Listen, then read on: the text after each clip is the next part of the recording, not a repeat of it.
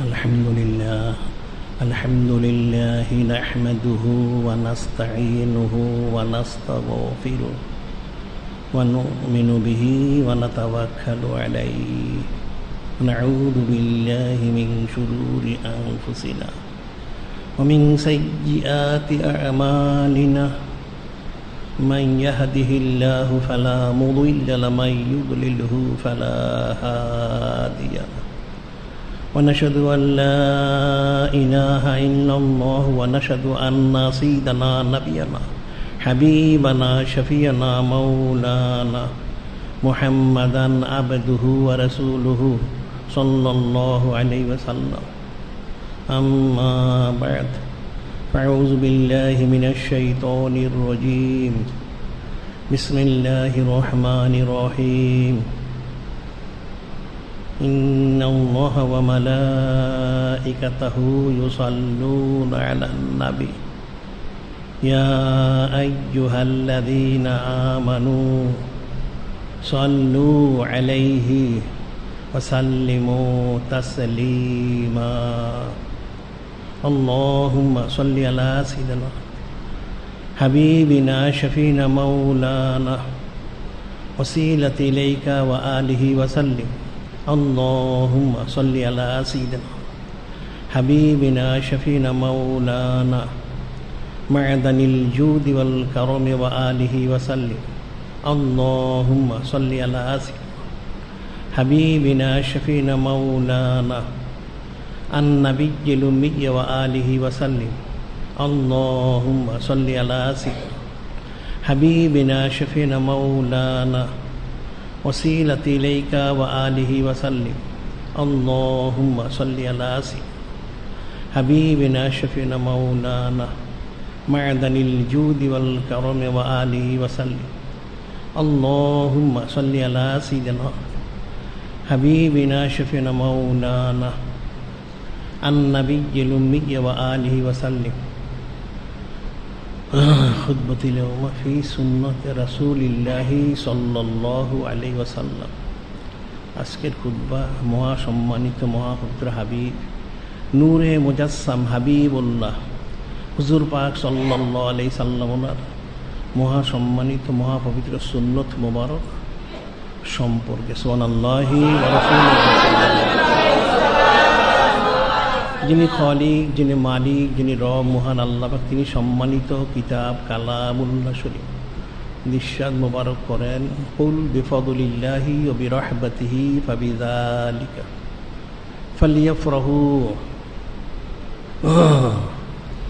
যিনি খালিক, যিনি মালিক, যিনি রব মহান আল্লাহ, তিনি মহা সম্মানিত মহাপবিত্র হাবিব নূরে মুজাসসাম হাবিবুল্লাহ হুজুর পাক সাল্লাল্লাহু আলাইহি সাল্লাম, যিনি সঈদুল মুরসালিন, যিনি ইমামুল মুরসালিন, যিনি খাতামুন নবীন, যিনি হায়াতুন নবী সাল্লাল্লাহু আলাইহি, যিনি হাজির এবং নাজির সাল্লাল্লাহু আলাইহি সাল্লাম, যিনি মুত্তালা আলাল গায়ব সাল্লাল্লাহু আলাইহি সাল্লাম, যিনি শুধুমাত্র যিনি খালিক, যিনি মালিক, যিনি রব মহান, তিনি সে মহা সম্মানিত মহাপবিত্র হাবিব নূরে মুজাসসাম হাবিবুল্লাহ হুজুর পাক সাল্লাল্লাহু আলাইহি সাল্লামকে জানিয়ে দিচ্ছেন তিনি যেন দয়া করে সমস্ত সৃষ্টি বান্দা বান্দি উম্মত জিন ইনসান সবাইকে বলে দেন তারা সকলে ওনাকে মহা সম্মানিত মহাপবিত্র ফজল মোবারক এবং মহা সম্মানিত এবং মহাপবিত্র রহমত মোবারক লাভ করতে পেরেছে। এই জন্য তাদের সকলের দায়িত্ব হলো, কর্তব্য হলো, ফরজ ওনার সম্মানার্থে শুকর গুজারির সাথে ফালিয়াফরাহু শরীফ খুশি মোবারক প্রকাশ করা সুবহানাল্লাহি ওয়া হুয়া খায়রুম মিম্মা ইয়াজমাউন। আর এই খুশি মোবারক প্রকাশ হচ্ছেন সকলের জিন্দিগি সমস্ত ইবাদত বন্দিগি থেকেও সর্বশ্রেষ্ঠ এবং সর্বোত্তম ইবাদত সুবহানাল্লাহি, অর্থাৎ সকলে একমাত্র মহা সম্মানিত মহাপবিত্র হাবিব নূরে মুজাসসাম হাবিবুল্লাহ হুজুর পাক সাল্লাল্লাহু আলাইহি ওয়াসাল্লাম সম্মানার্থে সর্বপ্রকার নেয়ামত পেয়েছে, পাচ্ছে এবং অনন্তকাল ধরে পেতেই থাকবে সুবহানাল্লাহি।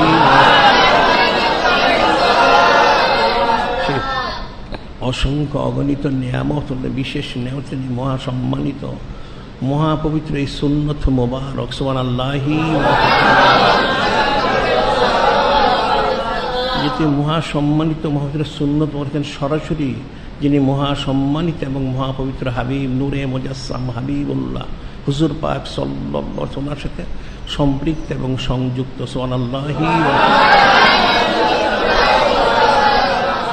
যেটা যিনি খালিক, যিনি মালিক, যিনি রব, মহান আল্লাহ, তিনি ইরশাদ মনে করেন লাকাদ কানা লাকুম ফি রাসূলিল্লাহি উসওয়াতুন হাসানাহ।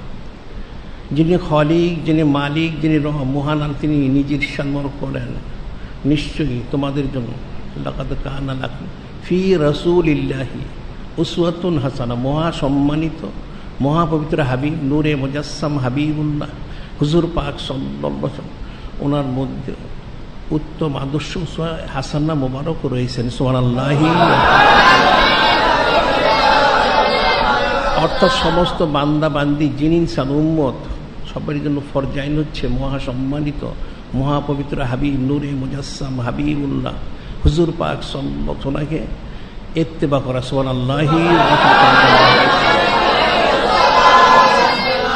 ওনার যে মহাসম্মানিত মহাপবিত্র উসওয়ায়ে হাসানা মোবারক, চরিত্র মোবারক, সে মহাসম্মানিত চরিত্র ওনাকে সুখ্যাতি সূক্ষ্ম পুঙ্খানুপুঙ্খ অনুসরণ করা, অনুকরণ করা, ইত্তেবা করা। সুবহানাল্লাহি।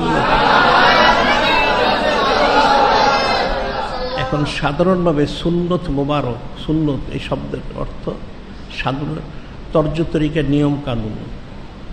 আর এখানে মহাসম্মানিত মহাপবিত্র হাবিব নূরে মুজাসসাম হাবিবুল্লাহ হুজুর পাক সাল্লাল্লাহু আলাইহি ওয়াসাল্লাম যা তর্জ তরিকা, ওনার যে আদত মোবারক, খুসুসিয়ত মোবারক, আমল মোবারক, কাউলি হোক, ফেলি হোক, তাকরিরি হোক, অর্থাৎ তিনি যা আদেশ মোবারক করেছেন, যা নিজে করেছেন এবং করার জন্য সম্মতি মোবারক প্রকাশ করছেন, সবকটাই সুন্নত ওনার অন্তর্গত। সুবহানাল্লাহি।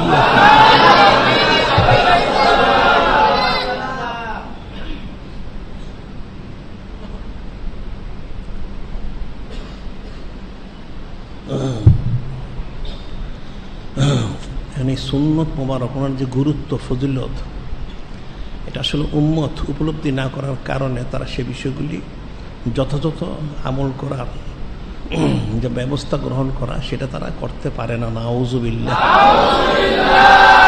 যিনি খালিক, যিনি মালিক, যিনি রব, মহান আল্লাহ পাক, তিনি এই মহাসম্মানিত মহাপবিত্র সুন্নত সম্পর্কে সরাসরি তিনি ইরশাদ মোবারক করেন, কুল ইন কুনতুম তুহিব্বুনাল্লাহ ফাত্তাবিউনি ইউহিব্বুকুমুল্লাহ ওয়া ইয়াগফির লাকুম যুনুবাকুম আল্লাহু গাফুরুর রহিম।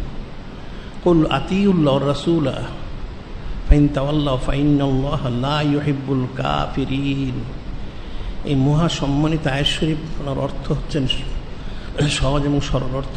যিনি খালিক, যিনি মালিক, যিনি রব, মহান, তিনি ইরশাদ মোবারক করেন যে আমার মহাসম্মানিত মহাপবিত্র হাবিব সাল্লাল্লাহু আলাইহি ওয়াসাল্লাম, আপনি বলে দিন সমস্ত সৃষ্টিকে, বান্দা বান্দি উম্মত জিন ইনসান সবাইকে, ইন কুনতুম তুহিব্বুনাল্লাহ, যে তোমরা যিনি খালিক, যিনি মালিক, রব, মহানকে মহব্বত করে থাকো, ওনার মহব্বত মোবারক হাসিল করতে চাও, ফাত্তাবিউনি, তাহলে তোমরা আমাকে অনুসরণ করো। অর্থাৎ মহাসম্মানিত মহাপবিত্র হাবিব নূরে মুজাসসাম হাবিবুল্লাহ হুজুর পাক সাল্লাল্লাহু আলাইহি সাল্লাম, যে ওনাকে অনুসরণ করো। সুবহানাল্লাহি।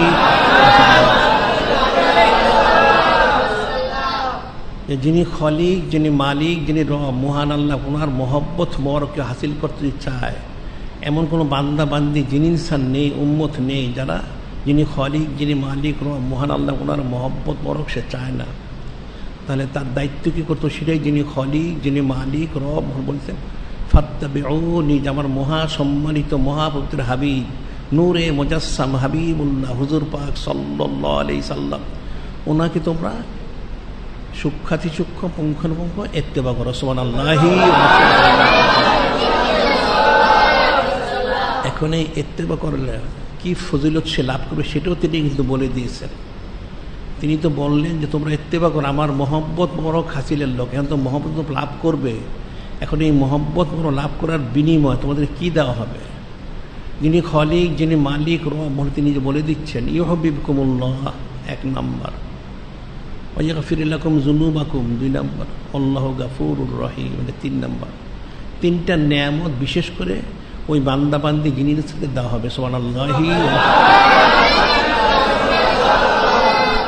প্রথম নেয়ামত হচ্ছেন ইউহাবিবুকুমুল্লাহ, যিনি খলিক, যিনি মালিক, রব, তিনি ওনার মহাসম্মানিত মহাপুত্র হাবিব সাল্লাল্লাহু আলাইহি ওয়াসাল্লাম এত বেশি মহব্বত করেন যে ওনাকে ইচ্ছা করে তিনি স্বয়ং নিজ থেকেই সেই বান্দাবান্দি জিনিস তিনি নিজ থেকে তাকে মহব্বত করে তাকে মাহবুব বা মাহবুব বান্দাবান্দি হিসেবে কবুল করে নেবেন। সুবহানাল্লাহি ওয়া এবং তিনি স্বয়ং নিজে বলে দিচ্ছেন যে আমার মহাসম্মানিত মহাপুত্র হাবিব সাল্লাল্লাহু আলাইহি ওয়াসাল্লামকে ইত্তেবা করলে আমি নিজ ইয়াগফির লাকুম যুনুবাকুম, নিজ থেকে তোমাদের জিন্দেগির সমস্ত গুনাহ খাতাগুলি আমি ক্ষমা করে দেব। সুবহানাল্লাহি ওয়া এবং সাথে আল্লাহ গাফুরুর রহিম, যে আমি নিজ থেকেই তোমাদের জন্য ক্ষমাশীল এবং অত্যন্ত দয়ালু হব। সুবহানাল্লাহি ওয়া এই যে বিষয় তিনি মহব্বত করবেন প্রথমত। দ্বিতীয় তিনি বললেন তার জিন্দেগি সমস্ত গুনাহ খাতাগুলি, তিনি যাকে মহব্বত, তার তো গুনাহ থাকতে পারে না, তিনি কোনো ফাসিক ফুজ্জার নাফরমানকে মহব্বত করতে পারেন না, যার জন্য সমস্ত গুনাহ খাতাগুলি তিনি তাকে মাফ করে দিয়ে তাকে মাসুম নিষ্পাপ করে তাকে পবিত্র করে নেবেন। সুবহানাল্লাহ। আর তৃতীয় তিনি যে তাকে মহব্বত করেন, সেই মহব্বতের এই ধারাবাহিকতা কতদিন যাচ্ছে, তিনি আল্লাহ গাফুরুর রহিম, হায়াতে মৌতে কবরে হাসরে নসরে মিজানে পুরস্কারে জান্নাতে যেও তিনি তার জন্য সবসময়ের জন্য ক্ষমাশীল এবং দয়ালু হিসেবেই থাকবেন। সুবহানাল্লাহ। এরপর তিনি বলে দিচ্ছেন যে এমনটা অত্যন্ত ফজিলতপূর্ণ, যদি আপনি আবার বলে দিন কুল আতিউল্লাহ ওয়া রাসূলা, অবশ্যই তোমাদের দায়িত্ব হচ্ছে, কর্তব্য হচ্ছে তোমার মহাসম্মানিত মহব্বতের যিনি খলিক, যিনি মালিক, মহান আল্লাহ পাক, মহাসম্মানিত মহব্বতের হাবিব নূরে মুজাসসাম হাবিবুল্লাহ হুজুর পাক সাল্লাল্লাহু আলাইহি ওয়াসাল্লামকে তোমরা অবশ্যই ইতাআত করো, অনুসরণ করো। সুবহানাল্লাহ। ফাইন তাওয়াল্লাও ফাইনাল্লাহ লা ইউহিব্বুল কাফিরিন, তিনি বলে দিচ্ছেন সাবধান হয়ে যাও। ফাইন তাওয়াল্লাও, যদি তুমি আমার মহাসম্মানিত মহাপুত্র হাবিব নূরে মুজাসসাম হাবিবুল্লাহ হুজুর পাক সাল্লাল্লাহু আলাইহি ওয়াসাল্লাম মহাসম্মানিত মহাপুত্রের সুন্নাত করে তুমি ফিরে যাও, পালন না করো, পছন্দ না করো, কী হবে? তুমি জেনে রাখো যিনি খলিক, যিনি মালিক, রব মহান, তিনি নিশ্চয় যা কাফেরদেরকে তিনি মহব্বত করেন না। নাউযুবিল্লাহ। অর্থাৎ তুমি সুন্নত মোবারক ইত্তেবা না, তুমি একটা কাফের হয়ে যাবে। নাউযুবিল্লাহ। এই যে আয়াত শরীফ, আয়াত শরীফের শানে নুজুলে বলা হয়, আয়াত শরীফ অনেক লম্বা কথা, মূল কথা হচ্ছে যে মহাসম্মানিত মহাপবিত্র হাবিব নূরে মুজাসসাম হাবিবুল্লাহ হুজুর পাক সাল্লাল্লাহু আলাইহি ওয়াসাল্লাম ঈশ্বর মান ক্বালা লা ইলাহা ইল্লাল্লাহ দাখালাল জান্নাহ, যে বলবে, স্বীকার করবে এক আল্লাহ ওনাকে, যিনি খলিক, যিনি মালিক, রব মহান, তিনি ব্যতীত কোনো ইলাহ নেই, সে অবশ্যই জান্নাতে প্রবেশ করবে। সুবহানাল্লাহি। আরও বর্ণনা রয়েছে মান ক্বালা লা ইলাহা ইল্লাল্লাহ মুফলিহুন, কুল লা ইলাহা ইল্লাল্লাহ তুফলিহুন, যে বলবে একমাত্র যিনি খলিক, যিনি মালিক, রব মহান, তিনি ছাড়া কোনো ইলাহ নেই, সে অবশ্যই সে কামিয়াবি হাসিল করবে। সুবহানাল্লাহ। আরও বললেন যে তোমরা বলো যিনি খলিক, যিনি মালিক, রব মহান, তিনি ছাড়া কেউ নেই, কোনো ইলাহ নেই, এটা বললে কী হবে? অবশ্যই তোমরা কামিয়াবি হাসিল করবে। সুবহানাল্লাহ। যখন তিনি হাদিস শরীফ সমূহ ইরশাদ করলেন, তখন কিছু ইহুদি এবং নাসারা তারা আসলো। ইহুদি নাসারা তারা এসে বলল, ইয়া রাসূলুল্লাহ, ইয়া হাবিব আল্লাহ সাল্লাল্লাহু আলাইহি সাল্লাম, আপনি যে মহাসম্মানিত মহব্বতের হাদিস শরীফ পেশ করেছেন, ইরশাদ করেছেন, এতে বোঝা যাচ্ছে তাহলে যারা ইহুদি এবং নাসারা তারা জান্নাতি হবে। যে কীভাবে? তারা তো যিনি খলিক, যিনি মালিক, রব মহান আল্লাহ পাক ওনাকে এক হিসেবে জানেন। তাহলে এই সম্মানিত এবং পবিত্র হাদিস শরীফ অনুযায়ী ইহুদি এবং নাসারা তারা প্রত্যেকেই জান্নাতি হবে। তো মহাসম্মানিত এবং মহাপবিত্র হাবিব নূরে মুজাসসাম হাবিবুল্লাহ হুজুর পাক সাল্লাল্লাহু আলাইহি ওয়াসাল্লাম অমা ইয়ান্তিকু আনিল হাওয়া ইন হুয়া ইল্লা ওয়াহয়ু ইউহা, তিনি তো মহাসম্মানিত মহাপবিত্র ওহী মোবারক ব্যতীত তিনি কোনো কথা মোবারক বলেন না। সুবহানাল্লাহি। সেজন্য তিনি মহাসম্মানিত মহাপবিত্র ওহী মোবারকের অপেক্ষমান ছিলেন। তখন যিনি খলিক, যিনি মালিক, হ্যাঁ এসব নাজিল করতেন, কুল ইন কুনতুম তুহিব্বুনাল্লাহ ফাত্তাবিউনি ইউহিব্বুকুমুল্লাহ ওয়া ইয়াগফির লাকুম যুনুবাল্লাহু গাফুরুর রহিম। কুল আতিউল্লাহ রাসূল ফাইন তাওয়াল্লাউ ফাইন্নাল্লাহা লা ইউহিব্বুল কাফিরিন। এসব নাজিল করে দিলেন যে আপনি বলে দিন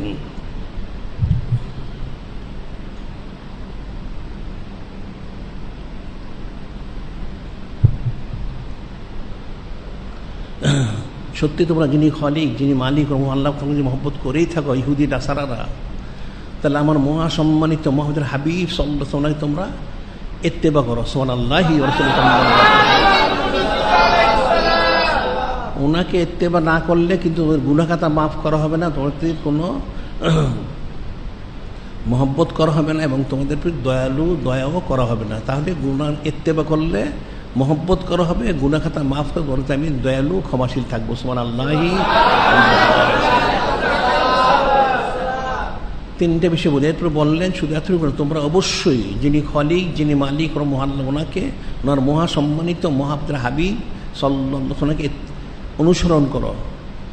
অন্য তোমরা জেনে রাখো যারা ফিরে যাবে এই আয়াত নাজিল হওয়ার পরে যারা ফিরে যাবে তারা জেনে রাখো যিনি খালিক, যিনি মালিক রব মহান তিনি কিন্তু কাফেরদেরকে মহব্বত করেন না। অর্থাৎ তাহলে তোমরা কাট্টা কাফেরদের অন্তর্ভুক্ত এবং চির জাহান্নামী। নাউযুবিল্লাহ।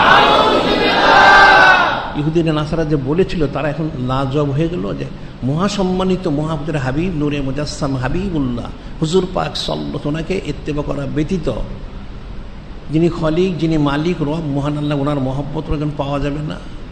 ঠিক একইভাবে ক্ষমা মোরক পাওয়া যাবে না এবং তিনি তার প্রতি কখনো দয়ালু ক্ষমাশীল হবেন না। নাউযুবিল্লাহ। এখন এই যে বিষয়টা ফিকিরের বিষয়, মহব্বত করলে তিনি ইত্তেবা করলে মহব্বত করেন। এর বড় মিসাল দেওয়া হয় সুলতান খাজা গরিব নেওয়াজ হাবিবুল্লাহ এবং হযরত জুন্নুন মিসরি রহমতুল্লাহ আলাইহি। পৃথিবীর ইতিহাসে দুইজন ওলি আল্লাহ ওনাদের ইন্তেকাল করার পর বেসাল শরীফের পরে ওনাদের কপাল মোবারকে সোনালি অক্ষরে লিখিত হাজা হাবিবুল্লাহ মা তাফি হুব্বিল্লাহ, হাজা হাবিবুল্লাহ মা তাফি হুব্বিল্লাহ। ইনি হচ্ছেন যিনি খালিক, যিনি মালিক রব মহান ওনার মহাসম্মানিত হাবিব সুবহানাল্লাহ সাল্লাল্লাহু আলাইহি ওয়াসাল্লাম। তিনি যিনি খালিক, যিনি মালিক রব মহান ওনার মহব্বতে তিনি বেসালি শান গ্রহণ করেছেন। সুবহানাল্লাহ সাল্লাল্লাহু আলাইহি ওয়াসাল্লাম। তো বলা হয় যে হযরত সুলতানুল হিন্দ খাজা গরিব নেওয়াজ হাবিবুল্লাহ রহমতুল্লাহ আলাইহি তিনি জমিনে 97 বছর অবস্থান বড় করেছেন। তার মধ্যে ওনার বয়স যখন 90 বছর, তিনি তো এলাকায় মহাসদ্দিন ইসলাম জারি করেছেন এবং তিনি সুলতানুল হিন্দ মহাসম্মানিত মহাপুত্র হাবিব সাল্লাল্লাহু আলাইহি ওয়াসাল্লাম ওনাকে পাঠিয়েছেন এই হিন্দুস্তানের সুলতান হিসেবে। সুবহানাল্লাহ সাল্লাল্লাহু আলাইহি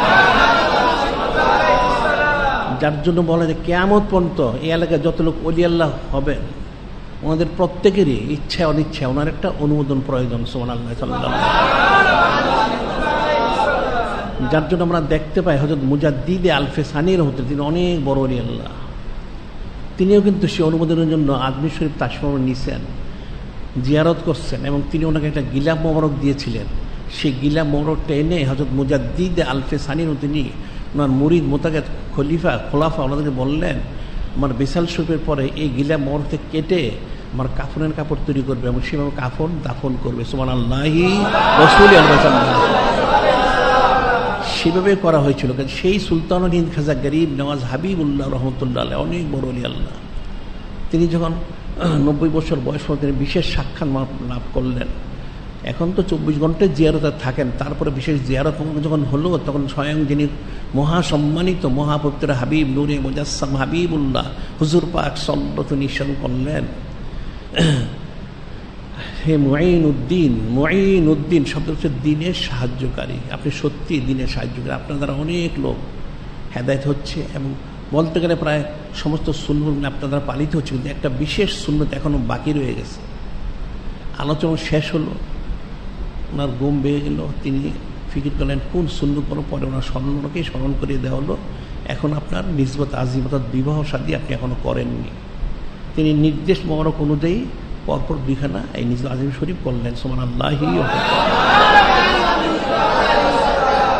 তিনি সূক্ষ্মাতি সূক্ষ্ম পুঙ্খানু শূন্য দেখতে বলেন, যার ফলে তিনি যখন বেসালিশন প্রকাশ করলেন ওনার মহাসম্মানিত কপাল মোবারকে লিখিত হলো সোনালী অক্ষরে, সকলেই দেখেছে, ইতিহাস সাক্ষী রয়েছে হাজা হাবিবুল্লাহ মা তাফি হুব্বিল্লাহ। তিনি যিনি খালিক, যিনি মালিক মহান আল্লাহ পাক ওনার হাবিব, তিনি বেসেলি শানমুখ করেছেন, যিনি খলিক, যিনি মালিক মহল্লা, ওনার মহব্বত। সুবহানাল্লাহ। ঠিক একইভাবে জুন্নুল মিশ্রণ, তিনিও যখন বেসেলি সুন্নতের সুখ্যাতি সূক্ষ্ম পুঙ্খানুপুঙ্খ ইত্তেবা করেছেন। সুবহানাল্লাহ।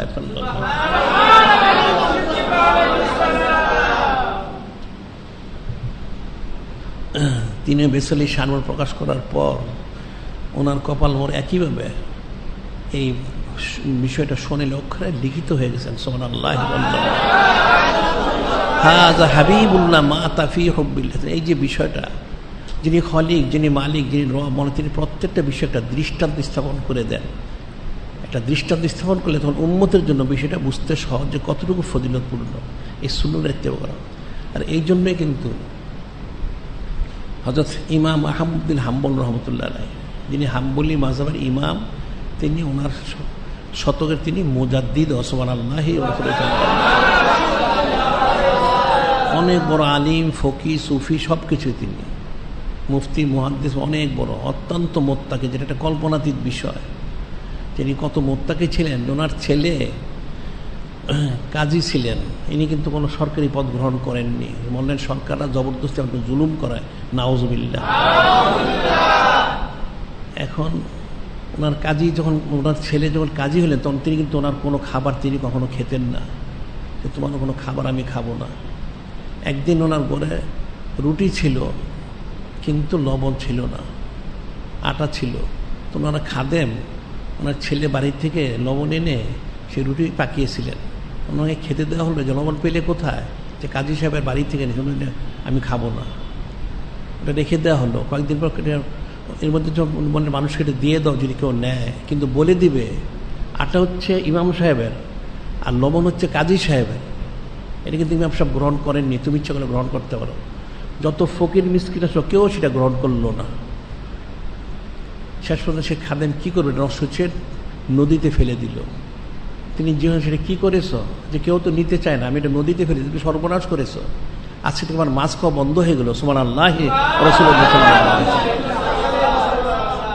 তিনি অনেক দিন মাছ খাননি।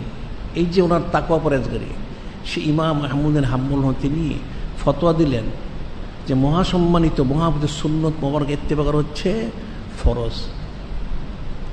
তিনি তো ফতোয়া দিলেন।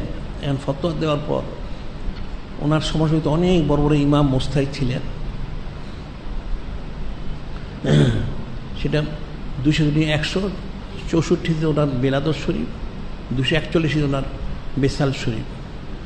সেই দ্বিতীয় হিজরি শতকে তখন অনেক বড় বড় ইমাম মুস্তাহিদ ছিলেন, আলেম ওলামা, সুফি, দরবেশ, ফকি অনেক ছিলেন। উনি যখন সুন্নত পালন করা ফরজ বললেন, তখন কিছু সংখ্যক ইমাম মুস্তাহিদ ফকি ওনারা আসলেন, এসে বললেন, হে হযরত ইমাম আহমদ বিন হাম্বল রহমতুল্লাহ আলাইহি, আপনাকে আমরা বড় ইমাম জানি, মুস্তাহিদ জানি, ফকি জানি, তা আপনি এটা কী ফতোয়া দিলেন? তিনি বললেন যে কি হয়েছে, যে আপনি যে ফতোয়া দিলেন সুন্নত মোবারক পালন করা ফরজ, এটা কেমন কথা? আমরা তো জানি ফরজকে ফরজ, ওয়াজিবকে ওয়াজিব, সুন্নতকে সুন্নত। তা আপনি যে ফতের পিছনে আপনার কোনো কেতি দলিল রয়েছে কি? তিনি বললেন, হ্যাঁ, আমার কেতি দলিল, অর্থাৎ কোরআন শরীফ থেকে দলিল রয়েছে। সুবহানাল্লাহ। এটা কোরআন শরীফে অনেক দলিল, তিনি একটা শুধুমাত্র দলিল পেশ করলেন। তিনি প্রথম বললেন, আপনাকে কোরআন শরীফ পড়েন? উনি বললেন, আমরা অধিকাংশ এখানে কোরআনে হাফেজ। সুবহানাল্লাহ। আমরা যারা এসেছি আপনার এখানে দরবার শরীফ, অধিকাংশ কিন্তু হাফেজে কোরআন। ঠিক আছে, তাহলে আপনারা ওই যে শুধু হাসর শরীফের যে আয়াত শরীফ, ওমা আতাকুমুর রাসূল ফাখুযুহু ওমা নাহাকুম ফান্তাহু ওয়াত্তাকুল্লাহ ইন্নাল্লাহ শাদীদুল ইকাব, এই আয়াতটি পড়েননি? যখন তিনি তেলাওয়াত করলেন, সাথে সাথে ওনারা বললেন যে আমরা বুঝতে পেরেছি। কি ব্যাপার? আপনারা হাফেজে কোরআন, হাজার হাজার বার কোরআন শরীফ তেলাওয়াত করলেন, বুঝলেন না, আর আমি একবার তেলাওয়াত করলাম, আপনারা বুঝে ফেললেন। কি বুঝলেন? আমরা আসলে ফিকির করিনি। নাউজুবিল্লাহ। যিনি খালিক, যিনি মালিক, রব, তিনি নিজেই বলতেন, ওমা আতাকুমুর রাসূল ফাখুযুহু, আমার মহাসম্মানিত মুহাম্মদের হাবিব সাল্লাল্লাহু আলাইহি ওয়াসাল্লাম তিনি যা এনেছেন তোমাদেরকে দিয়েছেন, ফাখুযুহু, তোমরা সেটা গ্রহণ করো, দৃঢ়তার সেটা ধারণ করো। সুবহানাল্লাহি ওয়া রাসূলুহু সাল্লাল্লাহু আলাইহি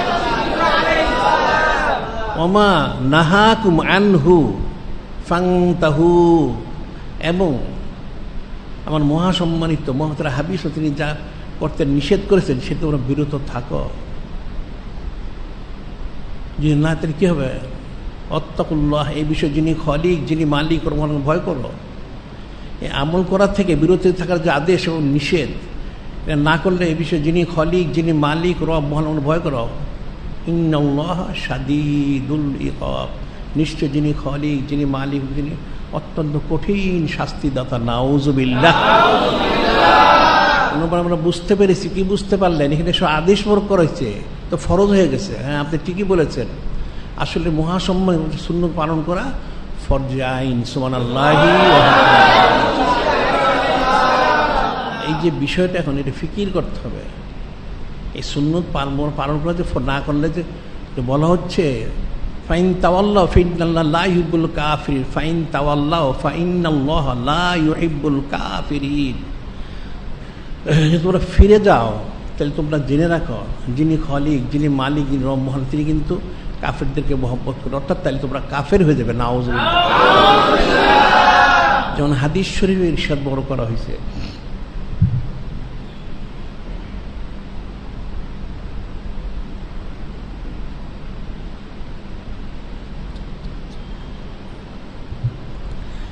সুন্নত পর হচ্ছেন এক হিসেবে বলতে গেলে মুসলমান আর কাফের মধ্যে একটা প্রভেদকারী। সুন্নত পর হচ্ছেন মুসলমানকে আর কাফেরকে এটা পার্থক্য করে দেয়। সুবহানাল্লাহি ওয়া বিহামদিহি। হাদিস শরীফ আনাস বিন মালিক রাদিয়াল্লাহু আনহু বর্ণিত, হযরত আনাস বিন মালিক ক্বালা জাআ সালাসাতু রাতিন ইলা আজওয়াজিন নবী সাল্লাল্লাহু আলাইহি সাল্লাম ইয়াসআলুন আন ইবাদাতিন নবী সাল্লাল্লাহু আলাইহি সাল্লাম। হযরত আনাস বিন মালিক রাদিয়াল্লাহু তাআলা তিনি বর্ণনা করেন, একদিন তিনজন সাহাবী রাদিয়াল্লাহু তাআলা আনহু ওনারা আসলেন হযরত উম্মাহাতুল মুমিনিন আলাইহিন্না সালাম ওনাদের কাছে। কেন আসলেন? এটা সাধারণভাবে প্রত্যেক পুরুষ কি আমল করে থাকে, সে পুরুষের যদি কোনো আহালিয়া থাকে তাহলে সে আহলিয়া সবচেয়ে ভালো জানবে কি আমল করে, এর চেয়ে বেশি অন্য কেউ জানবে না। যে তিনজন সাহাবীরা দুটো আঠম আসলে ওনারা হযরত উম্মাহাতুল মুমিনিন আলাইহিন্না ওনাদের কাছে, কারণ ওনারা সবচেয়ে ভালো জানবেন যে মহাসম্মানিত মহাপুত্রের হাবিব নূরে মুজাসসাম হাবিবুল্লাহ হুজুর পাক সাল্লাল্লাহু আলাইহি তিনি কি আমল মোবারক করে থাকেন।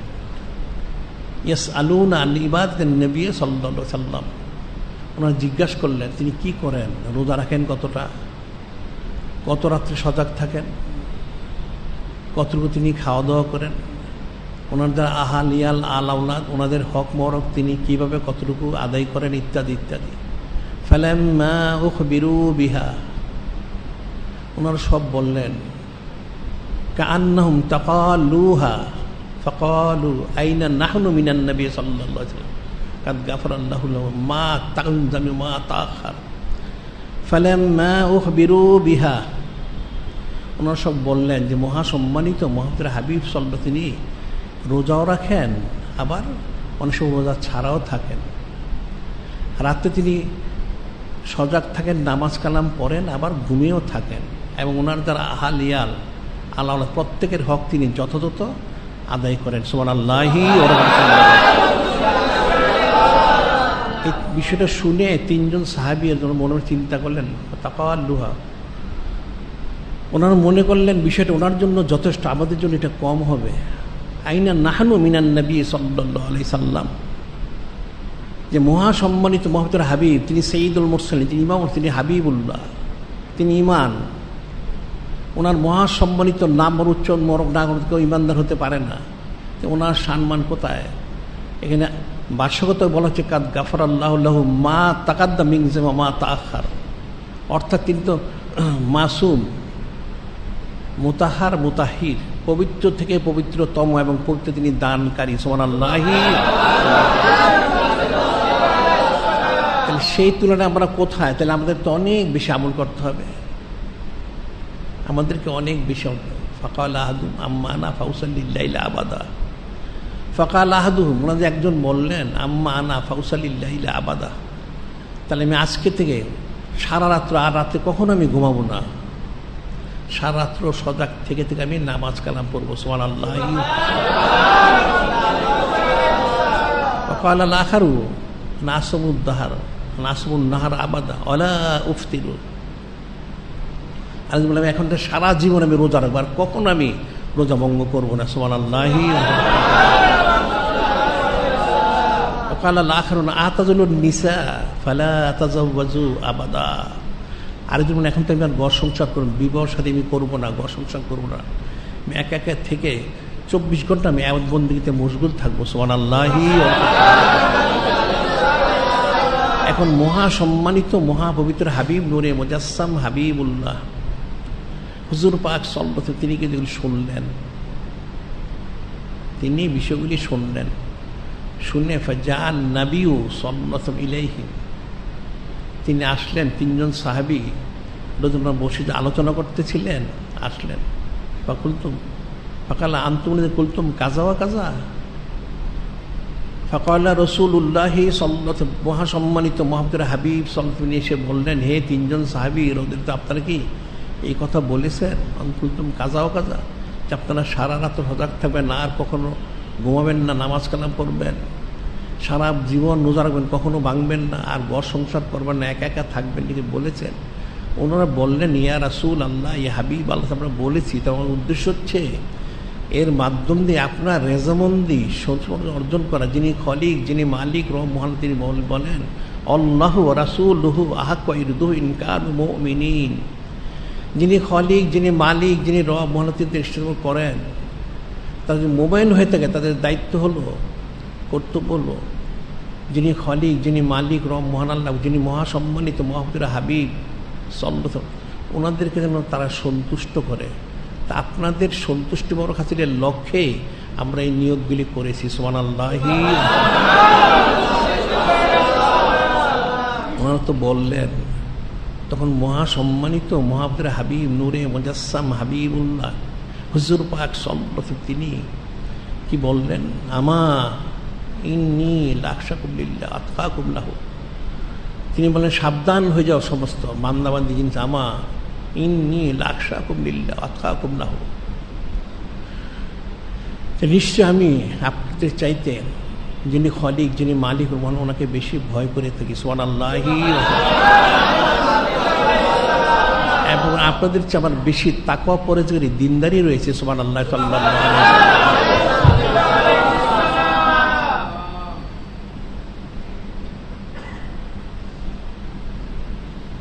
তিনি কি বললেন, লাকিন্নী আসুমু ওয়া আফতিরু উসাল্লি আরকুদ আতাজাওয়াজুন নিসা। এরপরে মহাসম্মানিত মহাপবিত্র হাবিব নূরে মুজাসসাম হাবিবুল্লাহ হুজুর পাক সাল্লাল্লাহু আলাইহি ওয়াসাল্লাম করলেন, লাকিন্নী, কিন্তু এরপরেও আসুমু আফতিরু উসাল্লি আরকুদ আতাজাওয়াজুন নিসা, আমি রাত্রে নামাজ পড়ে থাকি, আবার ঘুমিয়েও থাকি, দিনে রোজা রেখে থাকি, আবার অনেক সময় আমি রোজা ছাড়াও থাকি, কারণ শুধু 1 মাস রোজা রাখা হচ্ছে ফরজ, অন্য তো ফরজ না, তখন আমি মাঝে মাঝে আমি রোজা রেখে থাকি, আবার রোজা ছাড়াও থাকি। এবং আমার আল্লাহ আহালিয়া হযরত উম্মাহাতুল মুমিনিন আলাইহিন্নাস, ওনারা সকলেই রয়েছেন, প্রত্যেকের হকে আমি যথাযথ আদায় করি। সুবহানাল্লাহ। এরপর কি ইরশাদ করলেন, ফামান রাগিবা আন সুন্নতি ফালাইসা মিন্নি, ফামান রাগিবা আন সুন্নতি ফালাইসা মিন্নি, যে আমার মহাসম্মানিত সুন্নত যে পছন্দ করে না, এ থেকে বিরত থাকে, ত্যাগ করে, সে আমার উম্মত থেকে খারিজ। নাউজুবিল্লাহ।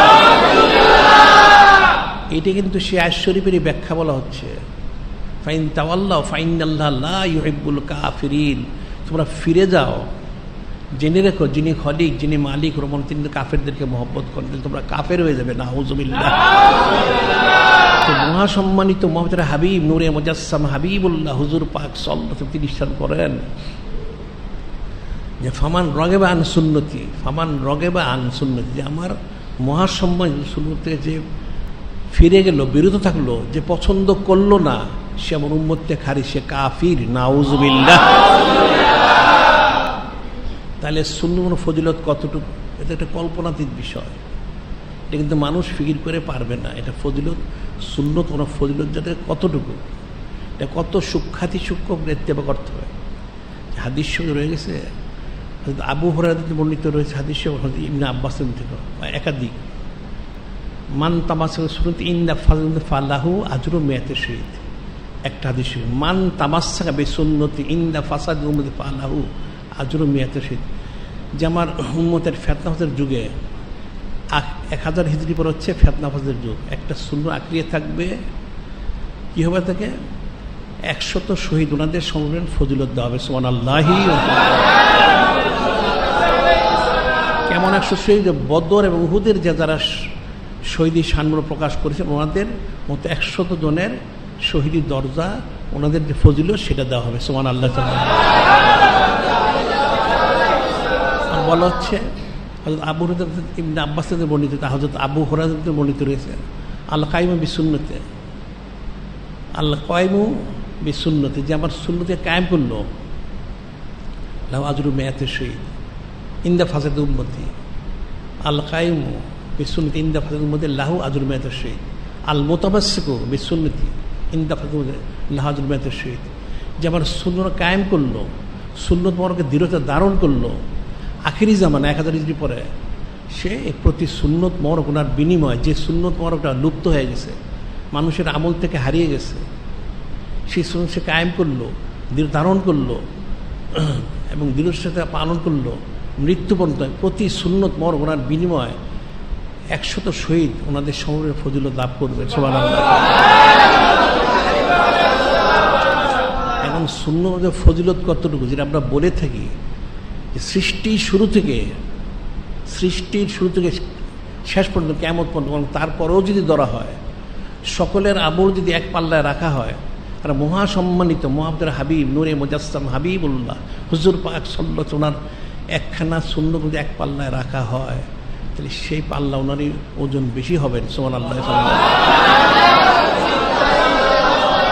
এটা কিন্তু মানুষ উপলব্ধি করতে পারে না, যার জন্য তারা মহাসম্মানিত সুন্নাত ওনার ফজিলতটা তারা বুঝতে না পারার কারণে আমলও করতে পারে না। নাউজুবিল্লাহ। কারণ এই সুন্নত মোবারকগুলি সরাসরি মহাসম্মানিত মুহাম্মদের হাবিব সাল্লাল্লাহু আলাইহি ওয়াসাল্লামের সাথে সম্পৃক্ত সংযোগ। তিনি সরাসরি কতগুলি করেছেন, আদেশ বহন করেছেন এবং সম্মতি প্রকাশ করেছেন। ফজিলত কতটুকু, এটা একটা কল্পনাতীত বিষয়। যেমন একটা ওয়াকে যে আমি গত রাত্রে বলেছিলাম, এক এলাকায় একজন ওলি আল্লাহ ছিলেন, বুজুর্গ। তো সেই বুজুর্গ ব্যক্তি, ওনার এলাকায় আবার একটা লোক ছিল কাফন চোর। সে কাফন চুরি করত। মানুষ মারা গেলেই সে রাত্রে যে কবরটা খুঁড়ে কাফনটা খুলে বাজার ধুয়ে বাজার নিচে বিক্রি করে তার সংসার সে চালাতো। নাউজুবিল্লাহ। তো সেই বুজুর্গ অনেক বড় ওলি আল্লাহ, ওনার জন্য বেসালি সান্নুর সময় হয়ে গেল, তখন তিনি ওই কাফন চোরকে খবর দিলেন। কাফন চোরকে খবর দিয়ে তিনি বললেন, দেখো তুমি তো কাফন চুরি করে থাকো, তুমি আমার কাফনটা চুরি করতে আসবে না, এটা মূল্য যত আমি তার দ্বিগুণ মূল্য তোমাকে দিয়ে দিলাম। উনি তাকে দ্বিগুণ মূল্য দিলেন। সে প্রথম নিতে চায় নাই, তিনি না তুমি নাও, এটা তুমি আমার কাফন চুরি করতে আসবে না, আসলে অসুবিধা আছে। সে আমতামত করে টাকাটা নিল। তিনি বলেন তুমি কিন্তু আর আসবে না। দেখ, এটা সে তার বাড়িতে যে তার যে আহলিয়া ছিল তাকে সে বলল, অমুক বুজুর্গ ওলি আল্লাহ উনি বলেছেন ওনার কাফন যেন সে চুরি না করে, তার জন্য তাকে কাফনের যা মূল্য তার দ্বিগুণ টাকা তিনি দিয়েছেন। তখন সে কাফন চোরে যে আহলি বলতে খুব ভালো কথা, আপনি এটা আর চুরি করবেন না। যাই হোক, তিনি যখন সে বেসালি সামনে গ্রহণ করলেন,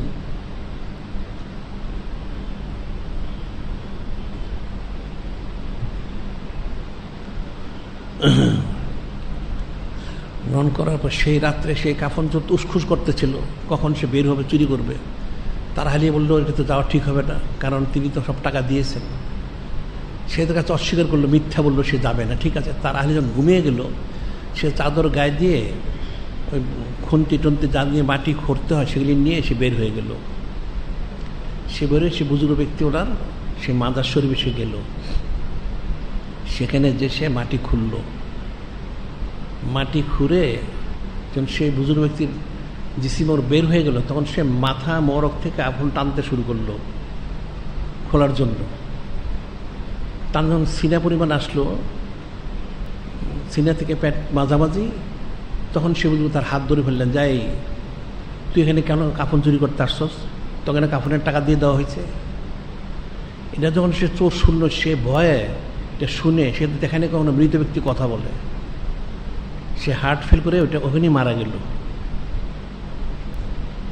এই চোরটা, কাফন চোরটা, যখন সে বুজুর্গ ব্যক্তির মাথা মোড়ক থেকে কাপড় খুলে সিনার নিচে নামালো, তিনি বলেন, তুই আমার কেন সতর্ক করতেছিস, তোকে তো কাফনের টাকা দেওয়া হয়েছে, তুই কেন এখানে চুরি করতে আসছিস বলে তার হাতটা ধরে ফেললেন।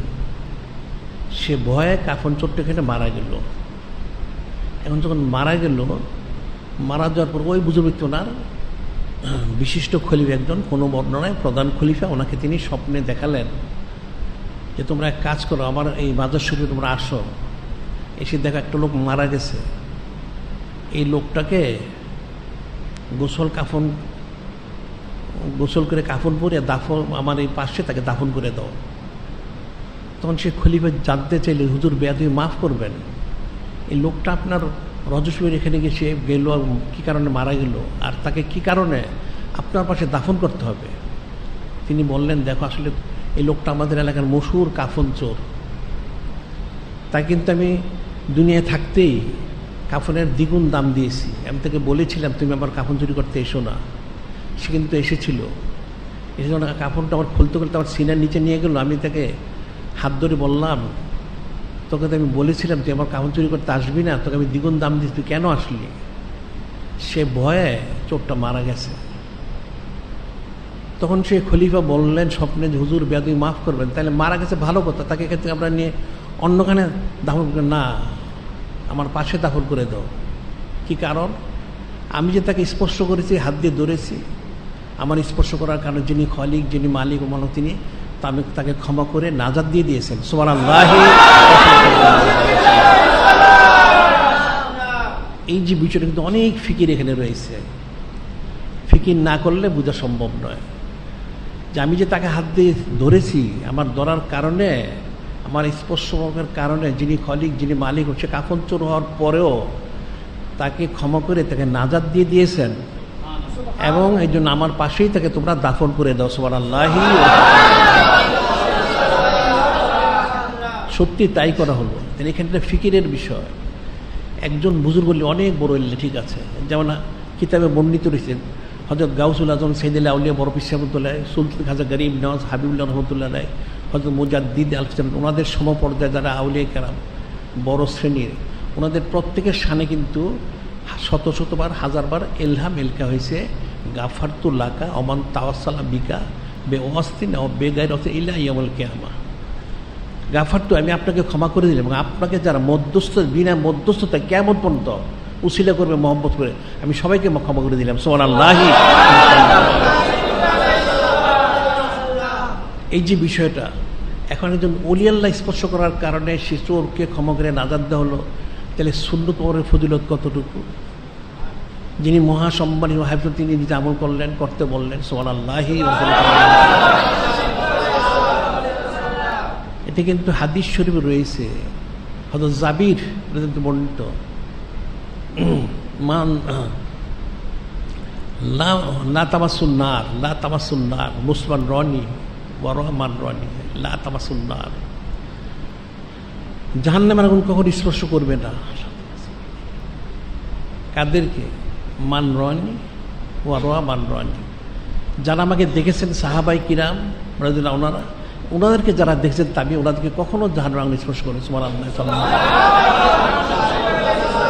এখন দেখার কারণে যদি, এবং যারা দেখেছেন ওনাদেরকে দেখার কারণে জাহান্নামের আগুন হারাম হয়েছে, তাহলে সুন্নত ওর ফজিলত কতটুকু। সুবহানাল্লাহ।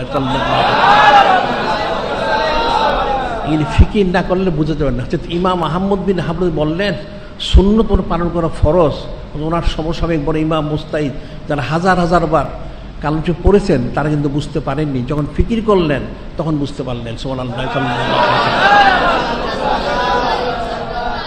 আর সেটি কিন্তু বলা হচ্ছে যে ইজমাজ হয়ে গেছে, ইন্না তুরবাত আল্লাতি ইতলা আযমুন নবী সাল্লাল্লাহু আলাইহি ওয়াসাল্লাম আফজালু মিন আরদাস সামায় হাত্তাল আরশিল আযীম, এবং আরেক বলুন আফজালু হাত্তা মিনাল কাবাতে ওয়াল আরশিল কুরসি। যে নূরে মুজাসসাম হাবিবুল্লাহ হুজুর পাক ওনার স্পর্শ মোবারকে যা কিছু এসেছে, মাটি হোক যাই হোক, সেই স্পর্শকৃত বিষয় ফজিলত কতটুকু? মনে হচ্ছে আসমান জমিন, আরশে আজিম, কাবা শরীফ, কুরসি সব কিছু থেকেই লক্ষ কোটির বেশি সম্মানিত। সুবহানাল্লাহি।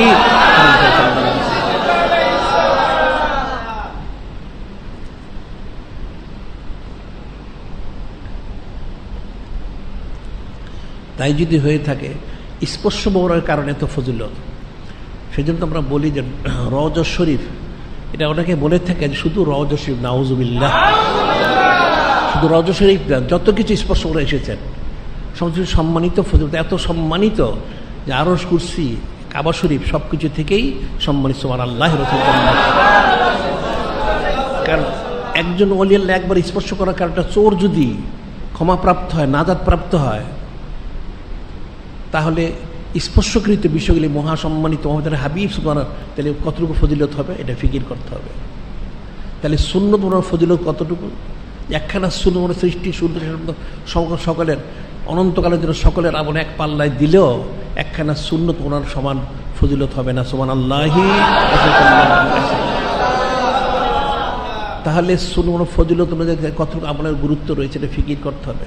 এটা ফিকির না করলে তো কখনো বোঝা সম্ভব হবে না। প্রত্যেকটা বিষয় কিন্তু ফিকিরের বিষয় রয়ে গেছে, এটা খুব সূক্ষ্ম বিষয়, ফিকিরের বিষয়। যারা দেখেছেন ওনার জন্য জাহান্নামের আগুন হারাম হয়ে গেল, ঠিক আছে, ওনারা দেখেছেন সেই জন্য, কিন্তু ওনাদেরকে আবার যারা দেখবেন এটা কেমন হলো? তাই কত ফজিলত সেই মহাসম্মানিত মোহাম্মদ হাবিব সাল্লাল্লাহু ওনার, তাই ওনার স্পর্শকৃত হোক, ওনার সুন্নত পড়ো, তাহলে ওনাদের ফজিলত কতটুকু? সুবহানাল্লাহ।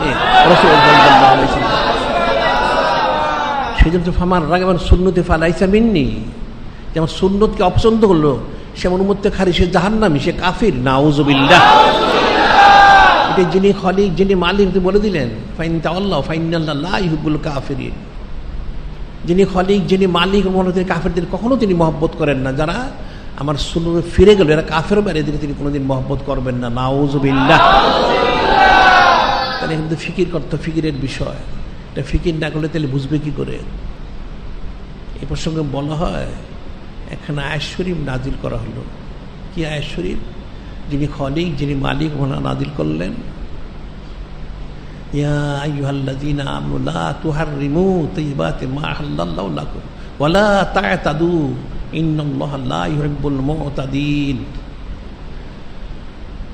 যিনি খলিক, যিনি মালিক, ওনা নাজিল করলেন, ইয়া আইয়ুহাল্লাযীনা আমানু লা তুহাররিমু তাইয়্যিবাতি মা আহাল্লাল্লাহু লাকুম ওয়া লা তা'তাদু ইন্নাল্লাহা লা ইউহিব্বুল মু'তাদিন। সহজ অর্থ হচ্ছেন যিনি খলিক, যিনি মালিক বলেন, হে ইমানদাররা তোমরা হারাম করো। তাইয়্যিবাত অর্থ কি? সুন্নত মোবারক, এটা মূল অর্থ। আর এমনি অর্থ পবিত্র, কারণ সুন্নত পবিত্র থেকে পবিত্রতম। তোমরা এই সুন্নত পালন করাকে তোমরা হারাম করো না, পবিত্র জিনিসকে হারাম করো না। যিনি খলিক, যিনি মালিক, তিনি যা হালাল করেছেন সেটা তোমরা সীমা লঙ্ঘন করো না। নিশ্চয় যিনি খলিক, যিনি মালিক রব্বুল, তিনি সীমা লঙ্ঘনকারীকে পছন্দ করেন না। নাউজুবিল্লাহ। যিনি খলিক, যিনি তিনি নিজে, ইয়া আইয়ুহাল্লাযীনা আমানু লা তুহাররিমু তাইয়্যিবাতি, তোমরা তাইয়্যিবাত পবিত্র বিষয়গুলিকে তোমরা হারাম করো না। মা আহাল্লাল্লাহু লাকুম, যিনি খলিক, যিনি মালিক, তিনি যা হালাল করেছেন, ফরজ করেছেন, এটা এখানে অর্থ। ওয়ালা তা'তাদু ইন্নাল্লাহা লা ইউহিব্বুল মু'তাদিন, তোমরা সীমা লঙ্ঘন করো না। যিনি খলিক, যিনি মালিক রব্বুল, তিনি সীমা লঙ্ঘনকারীকে পছন্দ করেন না। নাউজুবিল্লাহ। আর এখানে তাইয়্যিবাত শব্দ হচ্ছে সুন্নত মোবারক। যে আশিফ শানি নজুলের কারণটা কি সেটা বলা হচ্ছে। একদিন আফজালুন নাস বাদাল আম্বিয়া হযরত সিদ্দিক আকবর আলাইহিস সালাম তিনি, এবং ইমামুল আউয়াল হযরত কাররামাল্লাহু ওয়াজহু আলাইহিস সালাম তিনি, এবং ফকিহুল উম্মত হযরত আব্দুল্লাহ বিন মাসউদ রাদিয়াল্লাহু তাআলা, ওরা তিনজন নূরে মুজাসসাম হাবিবুল্লাহ হুজুর পাক সাল্লাল্লাহু দরবারে নৌশির আসলেন। এমন অবস্থায় ওনাদের শরীর বড় কোনো সুন্নতি লেবাস মোবারক নেই, সমস্ত শরীরে চট পেঁচানো, চট পেঁচিয়ে ওনারা আসছেন। এখানে এসে বসছেন তিনজনে। নূরে মুজাসসাম হাবিবুল্লাহ হুজুর পাক সাল্লাল্লাহু আলাইহি ওয়াসাল্লাম তিনি বললেন, কি ব্যাপার, আপনাদের এই পোশাক কেন, এই সুরত কেন, সুন্নতি লেবাস পরো কোথায়? ওনারা বললেন, ইয়া রাসূল আল্লাহ, ইয়া হাবিব আল্লাহ সাল্লাল্লাহু আলাইহি সাল্লাম, আমরা তো নিয়ত করেছি এখন আমরা সব কিছু ছেড়ে দিয়ে, কারণ লেবাস পোশাক তো অনেক ব্যাপার স্যাপার হয়ে গেছে, এই জন্য চট ব্যবহার করতেছি যাতে টাকা পয়সা বেশি না লাগে, বেশি পরিশ্রম না হয়, খরচটা যেন সব ছেড়ে দিয়ে আমরা আপনার খ্যাতমত করে আপনার হাকি রাজামন্দি সহ্য আমরা হাসিল করবো। সুবহানাল্লাহি ওয়া এক আশ্চর্যের বিষয়, তিনি বিশ্ববোধ এটা কেমন কথা হলো যে তিনি অমা ইয়ান্তিকু আনিল হাওয়া ইন হুয়া ইল্লা ওয়াহয়ু ইউহা, ওহী মোবারক ছাড়া তিনি কোনো কথা মোবারক বলেন না। তিনি চুপ থাকলেন। যিনি খলিক, যিনি মালিক, রহমতে আয়াত নাজিল করলেন, এ আয়াত শরীফ, ইয়া আইয়ুহাল্লাযীনা আমানু লা তুহাররিমু তাইয়্যিবাতি মা হাল্লাল্লাহু লাকুম ওয়া লা তা'তাদু ইন্নাল্লাহা লা ইউহিব্বুল মু'তাদিন। ঈমানদাররা, আপনারা ওই সমস্ত বিষয়গুলি হারাম করেন না যেগুলি হালাল করা হয়েছে, খাস সুন্নত মোবারক। যা হালাল করেছে হারাম করবেন না। যিনি খলিক, যিনি মালিক, তিনি যে হালাল করেছেন সেটা আপনারা সীমা লঙ্ঘন করবেন না। নিশ্চয় যিনি খলিক, যিনি মালিক রহমান, তিনি সীমা লঙ্ঘনকারীকে কখনো পছন্দ করেন না। নাউজুবিল্লাহ। তাহলে এখানে তো একই কথা বলা হলো যে সুন্নত মোবারক ছেড়ে দেওয়ার কারণে বলা হচ্ছে যিনি খলিক, যিনি মালিক, এটা সীমা লঙ্ঘন হয়ে যাচ্ছে। নাউজুবিল্লাহ। আর এই সীমা লঙ্ঘনকারীদের যিনি খলিক, যিনি মালিক কখনো পছন্দ করেন না। নাউজুবিল্লাহ। তাহলে যদি এখন আমার বর্তমান জামানে হোক, অতীত হোক, আমার সমস্ত সৃষ্টি সুতির মধ্যে শব্দ আমরা ফিকির করি, তাহলে যারা সুন্নত ইত্তেবা করবে না বা করে না, যারা পছন্দ করে না, যারা চুচারা কিলবে, তাহলে তারা কোন শ্রেণী? তারা কাঠটা কাফির, এর চির জাহান্নামী, সীমা লঙ্ঘনকারী। এবং যিনি খলিক, যিনি মালিক, তিনি কখনো তাদেরকে মহব্বত করবেন না। নাউজুবিল্লাহ। বিষয় কিন্তু অনেক ফিকিরে রয়ে গেছে। আমরা যেখানে আন্তর্জাতিক পবিত্র সুন্নত মোবারক প্রচার কেন্দ্র করেছি, তো সেই জন্যই করেছি যাতে মানুষ এগুলি জেনে শুনে আমল করতে পারে, পুরে মানুষে যাতে হাকিকি মহব্বত, মারিফত, নিজবত, কুরবত, রাজাবন্দি সহ্য হাসিল করতে পারে। সেই জন্য কিন্তু এখানে করা হয়েছে। এখানে কিন্তু স্পষ্টই বলে দেওয়া হচ্ছে যে সুন্নত মোবারক ছাড়া কে কিন্তু কখনো মহব্বত হাসিল করতে পারবে না। আর সুন্নত মোবারক ওনার খেলাপ করলেই সেটা হচ্ছে সীমা লঙ্ঘন করা। নাউজুবিল্লাহ। আর যারা সীমা লঙ্ঘন করে তারা কিন্তু আসলে কাফিরদের অন্তর্ভুক্ত। নাউজুবিল্লাহ। তাহলে সুন্নত পালন করা যে ফরজ, ইমাম আহমদ বিন হাম্বলের ফতোয়া একটা দিলেন, দলিল হাজার হাজার দলিল। কালামুল্লাহ শরীফ রয়ে গেছেন, হাদিস শরীফ রয়ে গেছেন, হাজার হাজার দলিল। কত দলিল মানুষ গ্রহণ করবে? একটা দলিলই তো যথেষ্ট তার জন্য যে সুন্নত পড়ার ফজিলত কত। আর সেই বিষয়টাই তো মহাসম্মানিত। তার হাবিব সাল্লাল্লাহু তিনি বলছেন, হাদিস শরীফটা একটা হচ্ছে আনাস বিন মালিক ইবনে আনাস থেকে এটা মুরসাল, আর মরফু সূত্রে আমর ইবনে আওফ রাদিয়াল্লাহু আনহু থেকে বর্ণিত রয়েছে। তারা তো ফিকুম আমরাই লাং তাদিল্লু মা তামাসসাক কিতাবাল্লাহি ওয়া সুন্নতি। কিতাবাল্লাহি সুন্নাত রাসূল, কিতাবুল্লাহি সুন্নাত রাসূলিল্লাহ সাল্লাল্লাহু আলাইহি ওয়াসাল্লাম, একাধিক বর্ণনা। যাই হোক, তারা তো ফিকুম আমরাই, মহাসম্মানিত মহাপুত্র হাবিব নূরে মুজাসসাম হাবিবুল্লাহ হুজুর পাক সাল্লাল্লাহু আলাইহি ওয়াসাল্লাম বলেন, তারাক্তু ফিকুম আমরাইন। দুইটা বিশেষ আদেশমূলক হুকুম মোবারক, নিয়ামত পর আমি রেখে যাচ্ছি। দুটা বিশেষ নিয়ামত, সেটা কি? দুটা বিশেষ নিয়ামত রেখে যাচ্ছি। লাং তাদিল্লু মা তামাসসাকতুম বিহিমা। লাং তাদিল্লু, যতদিন তোমরা আঁকড়িয়ে থাকবে দুই নিয়ামত মোবারক, আমার এই আদেশ মোবারক, নিয়ামত মোবারক, ততদিন পর্যন্ত তোমরা কিন্তু কখনো তোমরা গোমরা হবে না। সুবহানাল্লাহি।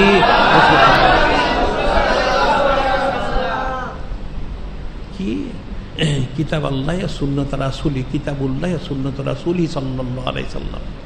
একটা হচ্ছেন মহাসম্মানিত আমাদের কিতাব কালামুল্লাহ শরীফ, আরেকটা হচ্ছেন আমার মহাসম্মানিত আমাদের সুন্নত মোবারক। সুবহানাল্লাহি। তাহলে এই হাদিস শরীফ ওনার মাধ্যমে বোঝা যাচ্ছে যারা সুন্নত মোবারক ত্যাগ করবে, আঁকড়িয়ে থাকবে না, তারা কিন্তু তাহলে গুমরা হয়ে যাবে। নাউজুবিল্লাহ।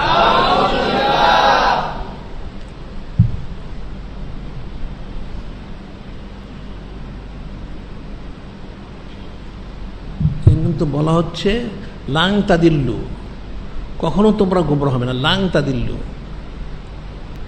যতদিন তোমরা আঁকড়িয়ে থাকবে, আর যখন তোমরা ছেড়ে দিবে তখন কিন্তু তোমরা হেদায়েত ধরে থাকতে পারবে না। নাউজুবিল্লাহ। তাহলে বিষয়টা তো ফিকির করতে হবে। আয়াত শরীফ, হাদিস শরীফ অনেক জায়গায় বলা হয়েছে, এখানে যে বেশি লোকের কিছু লোক ভিতরে ঢুকায় দাও, বসতে অসুবিধা হলে কিছু লোক ভিতরে ঢুকায় দাও।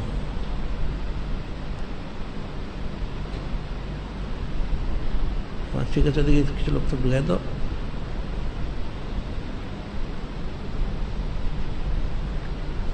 ঠিক আছে, কিছু লোক আসলেই চলবে।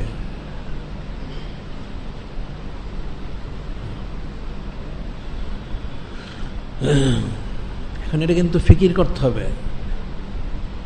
এই বিষয়গুলি ফিকির ছাড়া কিন্তু কোনো কোরআন শরীফ, হাদিস শরীফ, ইজমা শরীফ ক্যাশিফ কখন বোঝা যাবে না। ইমাম আহমদ বিন হাম্বল রহমতুল্লাহ ফতোয়া দিলেন, এত বড় ইমাম মুস্তাহিদ, ওনারা বুঝতে পারলেন না ফিকির করা ব্যতীত। এখন মানুষ বুঝবে কি করে? এখন মানুষের কতটুকু আকল বুদ্ধি সমাজ আছে, এটা তো ফিকির করতে হবে। এটা ফিকির না করলে তো বোঝা যাবে না। তাহলে দেখা যাচ্ছে মহাসম্মানিত সুন্নাত করে ইত্তেবা না করলে সে আসলে মুসলমানই না। নাউজুবিল্লাহ। সে উম্মত থেকে সে খারিজ হয়ে যাবে। নাউজুবিল্লাহ। এই জন্য আরেকখানে একটা হাদিস বলা হয়, আবু হুরায়রা বর্ণিত, তিনি বলেন ক্বালা রাসূলুল্লাহ লা তাবাসসুম ফিতনাতুদ দুনিয়া ওয়াল আখিরা সালাসাতুন লা তাবাসসুম ফিতনাতুদ দুনিয়া ওয়াল আখিরা আল মুকরি বিল কদর ওয়াল্লাযী লা ইয়ানজুরু ফিন নুজুম ওয়াল মুতামাসসিকু বিসুন্নতি। এখানে একটা হাদিসে বলা হচ্ছে, হযরত আবু হুরায়রা রাদিয়াল্লাহু বর্ণনা করেন, কি বলেন? মহাসম্মানিত মহাপবিত্র হাবিব নূরে মুজাসসাম হাবিবুল্লাহ হুজুর পাক তিনি ইরশাদ করেন, সালাসাতুন, তিন প্রকার লোক, লা তামাসসুহুম ফিতনাতুদ দুনিয়া ওয়াল আখিরা, তাদেরকে দুনিয়া এবং পরকালে কোনো ফিতনায় তাদেরকে পাকড়াও করবে, তারা ফিতনাগ্রস্ত, ক্ষতিগ্রস্ত তারা হবে না। সুবহানাল্লাহ।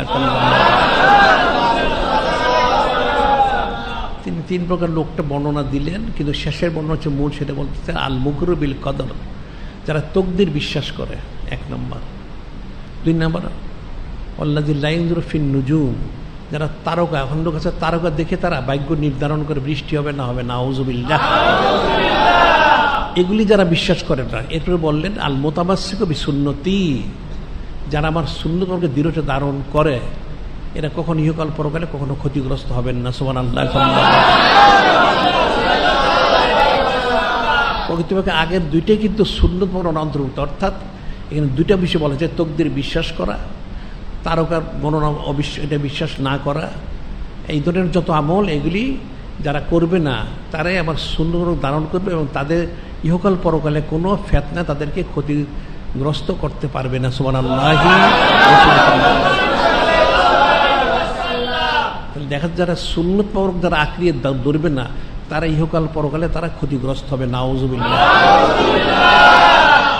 এখন যেমন এই যে মানুষ এই সোয়াচে রোগের কারণে, এটা বিশ্বাস করার কারণে মুসলমানরা কুফরিও করলো, ক্ষতিগ্রস্ত হলো। নাউজুবিল্লাহ।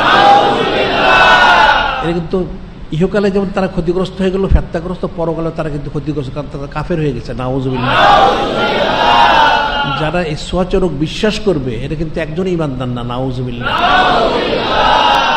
তাহলে বিষয়টা তো ফিকির করতে হবে যে এই সুন্নত পড়ার ফজিলত কতটুকু, যে যতটুকু পালন করবে সে অনুযায়ী সে ফজিলতটা লাভ করবে।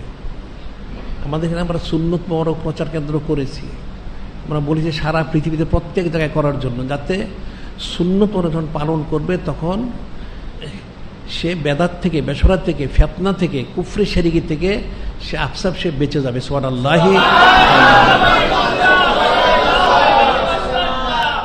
তাহলে এই সুন্নত মরণার ফজিলতটা কতটুকু প্রয়োজন রয়েছে, এটা ফিকির করতে হবে। এটা ফিকির না করলে এটা বোঝা যাবে না। হযরত সাহাবায়ে কিরাম ওনারা যে ইত্তেবা করেছেন, পালন করেছেন সূক্ষ্মাতিসূক্ষ্ম পুঙ্খানুপুঙ্খ, এই পালন করার মাধ্যম দিয়ে কিন্তু ওনারা হাকিকি রেজামন্দি এবং সন্তোষ অর্জন করেছেন। সুবহানাল্লাহ।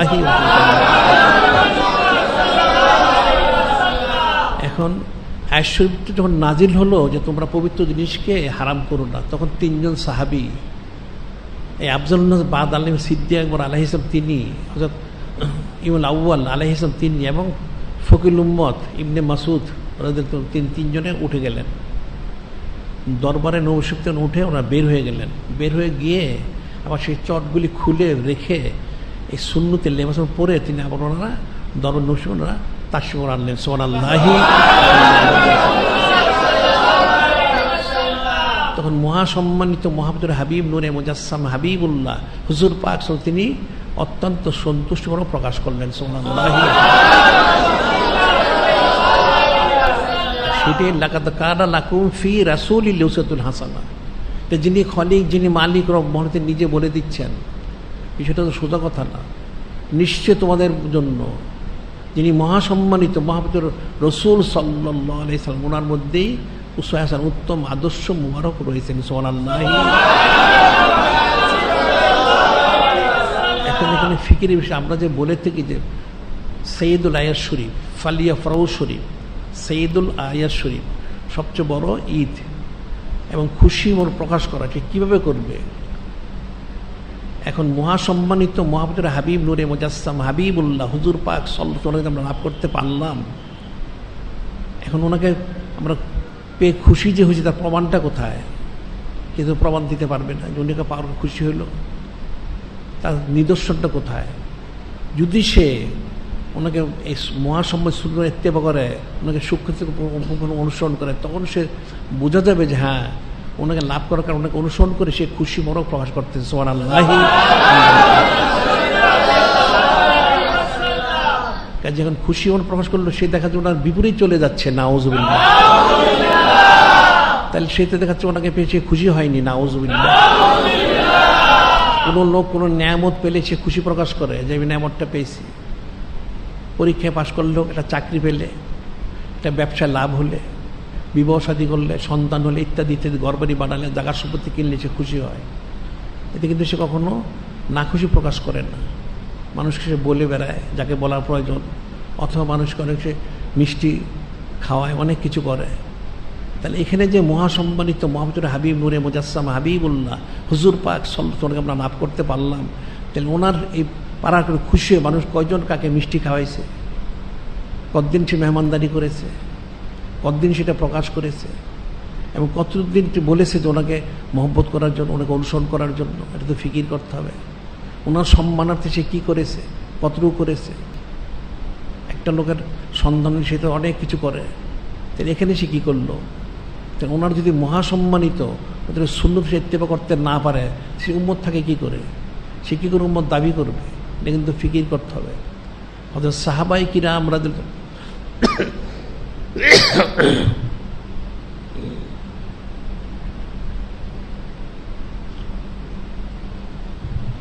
ওনারা এত ফজিলত লাভ করলেন, ওনারা সূক্ষ্মাতিসূক্ষ্ম পুঙ্খানুপুঙ্খ ইত্তেবা করেছেন, যার জন্য ওনারা সে ফজিলত লাভ করেন। যেমন বলা হয় হযরত আব্দুল ইবনে উমর রাদিয়াল্লাহু তাআলা উনি কিন্তু অনেক বড় মর্যাদা সম্পন্ন সাহাবী।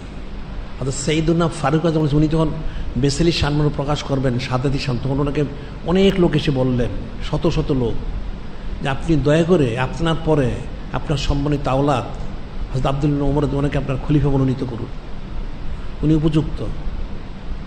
উনি কিন্তু বললেন না, এইভাবে হবে না, সেটা অবশ্যই সময় মতো সঠিক ফয়সালা হবে। কারণ ওনার তো জানান ওনার পরে খলিফা হবেন হযরত সাইয়েদনা যুন্নুরাইন আলাইহিস সালাম, তিনি সুবহানাল্লাহ সাল্লাল্লাহু আলাইহি ওয়াসাল্লাম। অনেক লোক এসে কিন্তু সুপারিশ করলেন। আমার বলার উদ্দেশ্য, তাহলে ওনার যোগ্যতাটা কতটুকু? তিনি এত যোগ্যতা লাভ করলেন কী করে? বলা হয় যে তিনি সুন্নত সূক্ষ্মাতি সূক্ষ্ম পুঙ্খানু ইত্তেবা করেছেন। সুবহানাল্লাহ। এই যে আমরা চামড়ার এই যে স্যান্ডেল নালাইন আমরা পরি, এটা কিন্তু শুধু চামড়া পশম ব্যতীত। আরব দেশে কিন্তু তখন পশম সহ চামড়ার এই স্যান্ডেল মশহুর ছিল, তিনি কিন্তু সেটা পরতেন না। সাহাবায়ের অনেকে পড়তো, উনি বিশেষ করে উনি। তো ওনাকে একজন জিজ্ঞাসা করলেন, হুজুর বেয়াদবি মাফ করবেন, আমভাবে সমস্ত আরব দেশে পশমযুক্ত চামড়া দিয়ে মানুষ এই নালাইন শরীফ বানিয়ে থাকে, পরে থাকে, আপনি এটা পশম ছাড়া, এটার কী কারণ?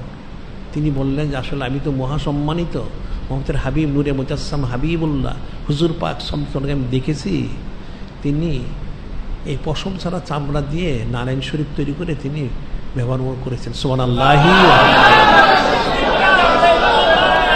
ওনার অনুসরণের জন্য, ইত্তেবা মোবারকের জন্য আমি এটা করে থাকি। সুবহানাল্লাহ। তাহলে তো বিষয়টা এখন ফিকির করতে হবে, এটা কতটুকু ফজিলত, ওনারা কতটুকু সূক্ষ্মতে সূক্ষ্ম ইত্তেবা করেছেন, যার জন্য ফজিলতটা পেয়েছেন। এই জন্য এখন আমাদের কিন্তু এটা মনে রাখতে হবে। এখন সুন্নত আমরা ওয়াজ করব, আলোচনা করব, আমরা বলবো ফজিলত, কিন্তু শোনা পর্যন্ত না, এটা কিন্তু আমল করা পর্যন্ত। আর আসলে আমলগুলি হাকিকতে পৌঁছতে হলে অন্তরগুলিকে ইসলাহ করতে হবে। যেটা আমরা বলে থাকি, অন্তর ইসলাহ না হলে কখনো কিন্তু সে আমল করতে পারবে না। যে মিসালটা আমরা দিয়েছিলাম, একটা মিসাল যেটা বলা যায়, ইমাম ফখরুদ্দিন রাজি রহমতুল্লাহ আলাইহি, ইমাম ফখরুদ্দিন রাজি অনেক বড় ইমাম, মান্তেকের ইমাম, তফসিরে কবির উনি লিখেছেন, মান্তেকের অনেক বড় ইমাম। উনি কিন্তু একমাত্র ব্যক্তিত্ব পৃথিবীতে ইবলিসের সাথে ভজ করার জন্য 100 থেকে 1000 দলিল তিনি ঠিক করেছিলেন। তাহলে কত বড় ইমাম এটা অনুধাবন করা যায়। তিনি যখন ফেকা শেষ করলেন, তাসবের জন্য একজন ওলিয়াল্লাহ খুঁজতে থাকলেন। খুঁজতে খুঁজতে ইমাম নজিবুদ্দিন কোবরা তোমার কাছে বায়াত গ্রহণ করার জন্য গেলেন। যখন গেলেন, উনি জিজ্ঞাসা করেন যে আপনি কে? ইমাম ফখরুদ্দিন রাজি। কোন ইমাম? মান্তেকের ইমাম। হ্যাঁ, আচ্ছা ঠিক আছে, বসেন। বসায় তিনি ওনাকে বললেন বায়াত হবেন? ঠিক আছে, বায়াত করায় উনি ওনাকে ফয়েজ দিলেন। সিনে মোবারকে কর কর কর কর কর কর আওয়াজ হচ্ছে। উনি বললেন হুজুর বেয়াদবি মাফ করবেন, আমার সিনেতে কিসের আওয়াজ হচ্ছে? কর কর কর কর আওয়াজ হচ্ছে। হযরত নজিবুদ্দিন কৌরতি বললেন আপনার ভিতরে এলমে মান্তেক তো পরিপূর্ণ, এখানে কোনো খালি নেই জায়গা। এলমে মান্তেক কিছু কমিয়ে আমি সেখানে তাসবটা দিয়ে দিব। উনি হুজুর বেয়াদবি মাফ করবেন, আমার ফখরুদ্দিনের ফখর হচ্ছে এলমে মান্তেক, আপনি দয়া করে আমার দোয়া করুন, আমাকে সবক দিয়ে দেন একবারই, আর দোয়া করুন, আমি আপনার অবশ্যই মুরিদ হিসেবে থাকবো, আর আপনি আমার প্রতি নেক নজর রাখবেন যাতে আমি ইমানের সাথে ইন্তেকাল করতে পারি। ঠিক আছে। এই যে আমার বলার মূল ওয়াকিয়াটা, যে ভিতরে কর করা হচ্ছে কেন? এলমে মান্তেকটা রুচিটা বের করে দিতে হবে, বের করে দিয়ে তাসব প্রবেশ করে। তাই যদি হয়, তাহলে এখন মানুষের অন্তরে দুনিয়ার মহব্বত পরিপূর্ণ, তাহলে সেটি কী করতে হবে? ওই মহব্বতটা বের করতে হবে না? ওটা বের করতে হবে। তাহলে কীভাবে বের হবে? ওটা বের হওয়ার জন্য হচ্ছে বায়াত গ্রহণ করা, সবক নেওয়া, এবং জিকির ফির করবে, এবং সোতেক তেরবে। সোতেক ফয়েজ তাউজ্জা তেরবে। এই ফয়েজ যখন তার ভিতরে আসবে, দুনিয়ার মোটা আস্তে আস্তে কমতে থাকবে, এবং ফয়েজ তো প্রবেশ করে তার ইলমে তাসব্বুর যে বিষয়টা, যে বিষয়টা তারা সে হাকিকি রেজামন্দি সহ্য হাসিল করবে, এখলাস হাসিল করবে, ঈসানের দরজা হাসিল করবে, সেই বিষয়টা তার মধ্যে প্রবেশ করবে। যতটুকু প্রবেশ করে ততটুকু তার হাসিল হবে। সুবহানাল্লাহ। এখন দুনিয়ার মোহাম্মদ বের না হওয়া পর্যন্ত সে কিন্তু কখনো ইলমে তাসব ধারণ করতে পারবে না। সে কিন্তু শূন্য থাকেই পালন করতে পারবে, কারণ শূন্য বড় পালন করতে হলে দুনিয়ার মোহাম্মদটা বের করে দিতে হবে। হুব্বুদ্দিনের রাসুকুল্লি খাতিয়া, দুনিয়ার সমস্ত গুণার মূল। তারকুদ্দিনের রাসুকুল্লিয়াতা, দুনিয়ার মোহাম্মদ তর্ক ইবাদতের মূল। সুবহানাল্লাহ।